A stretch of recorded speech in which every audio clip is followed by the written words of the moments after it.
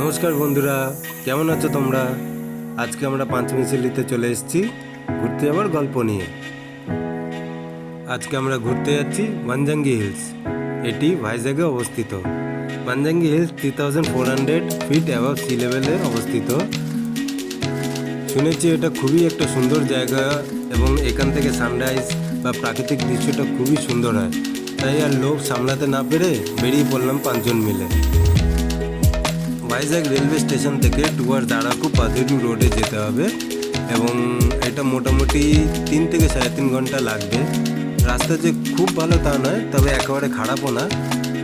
খুব সুন্দর একটা অভিজ্ঞতা হয়েছে, সেটাই আপনাদের সাথে শেয়ার করার জন্য এখানে এসেছি। চলুন তাহলে যাওয়া যাক।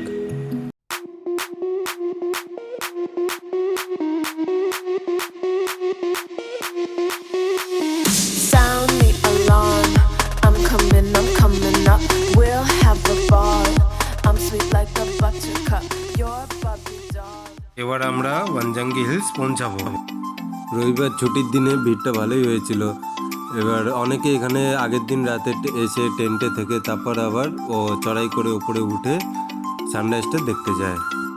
একটুখানি ওঠার পরেই এত মনোরম একটা দৃশ্য দেখতে পাবো ভাবতেই পারিনি। কি অদ্ভুত সুন্দর লাগছিল।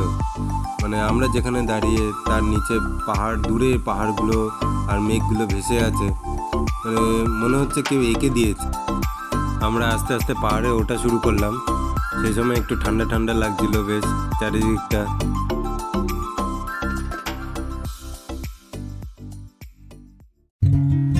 এখানটায় এসে দাঁড়িয়ে আমরা একটু রেস্ট নিয়ে নিলাম।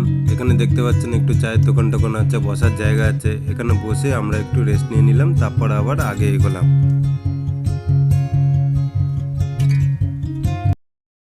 আর একটু ওঠার পরে আবার একটা সুন্দর ভিউ দেখতে পেলাম। দেখতে পাচ্ছেন কি সুন্দর একটা লালচে আভা, পাহাড়গুলো দেখা যাচ্ছে, নিচে মেঘ ভেসে আছে, মানে অদ্ভুত সুন্দর লাগছিল। আবার আমরা চড়াই শুরু করলাম। এখান দিয়ে আস্তে আস্তে উঠে যাচ্ছি আমরা।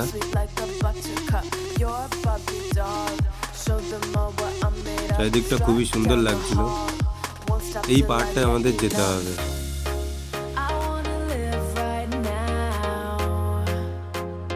এটা একটা রেস্ট নেওয়ার জায়গা। এখানটা কিছুক্ষণ দাঁড়িয়ে আমরা আবার আমাদের চড়াই শুরু করলাম। আমাদের এই বাঁ দিকের রাস্তাটা ধরে ওই সামনের পাহাড়টায় উঠতে হবে। খুবই সুন্দর লাগছিল, মনে হচ্ছিল কতক্ষণে গিয়ে পৌঁছাবো।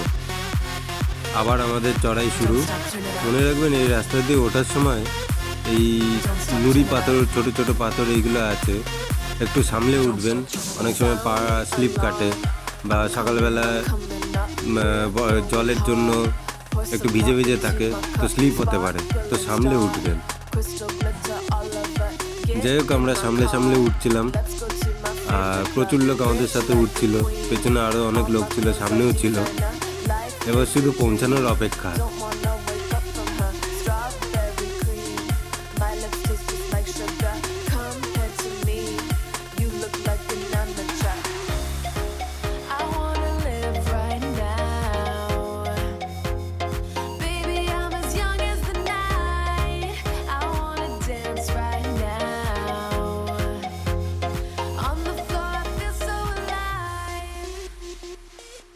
এবার আমরা আমাদের গন্তব্যস্থানে পৌঁছে গেলাম। আর পৌঁছে যে সৌন্দর্যটা চোখে পড়লো সেটা সম্পূর্ণ বর্ণনার ঊর্ধ্বে। মানে এই জায়গাটাকে বলা হয় মেঘমাল্লারের দেশ। কি সুন্দর লাগছিল, আমি হয়তো ভাষায় বর্ণনা করতে পারছি না। মেঘগুলো ওখানে ভেসে আছে, বাকি দূরে পাহাড়গুলো দেখা যাচ্ছে, এদিকটা নীল আকাশ একদম চকচক করছে। প্রচুর লোক ছিল, সবাই এই সানরাইজটা আর এই সুন্দর প্রাকৃতিক দৃশ্যটা উপভোগ করতে এসেছিল। ভালো হতো যদি এই পাহাড়টার উপরে আরও যেতে পারতাম, তাহলে আরও ভালো করে এই দৃশ্যটা উপভোগ করতে পারতাম। অদ্ভুত সুন্দর লাগছিল জায়গাটা। আমরা অনেকক্ষণ এখানে বসেছিলাম, একটু ঘুরছিলাম আর শুধু এই সামনের দৃশ্যটা উপভোগ করছিলাম।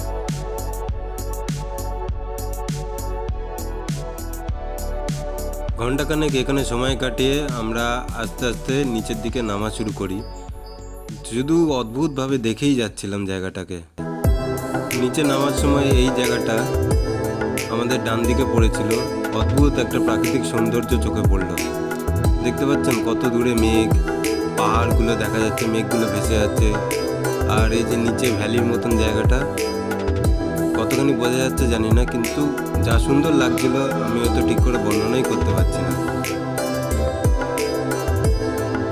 আমরা একদম পাহাড়টার ধারে এসে বসে, একটা বসার মতন জায়গা ছিল, সেখানে বসে এই মনোরম দৃশ্য উপভোগ করছিলাম। এবার যাওয়ার পালা। আমরা আস্তে আস্তে নিচে নেমে এসেছি। মোটামুটি 3 ঘন্টা এখানে থেকে আমরা এবার এখান থেকে যাত্রা শুরু করব আমাদের গন্তব্যস্থানে। ফেরার পথে এই সুন্দর জায়গাটা উপভোগ করব বলে আমরা গাড়িটাকে একটু দাঁড় করিয়ে নিলাম। কি সুন্দর চারিদিকে ক্ষেত, রাস্তার দুধারে ক্ষেত, পাহাড় আর কুয়াশা পুরো। এটা খুবই সুন্দর লাগছিল দেখতে। আপনারা যদি ভাইজ্যাগে বেড়াতে আসেন, অবশ্যই এই ভানজাঙ্গি হিলসটা ঘুরে যাবেন। আমার খুবই সুন্দর লেগেছে। আপনাদের কাছে অনুরোধ রইল, আপনারাও এসে একটু ঘুরে যাবেন, দেখবেন কি সুন্দর প্রাকৃতিক দৃশ্য আপনারা অনুভব করতে পারবেন।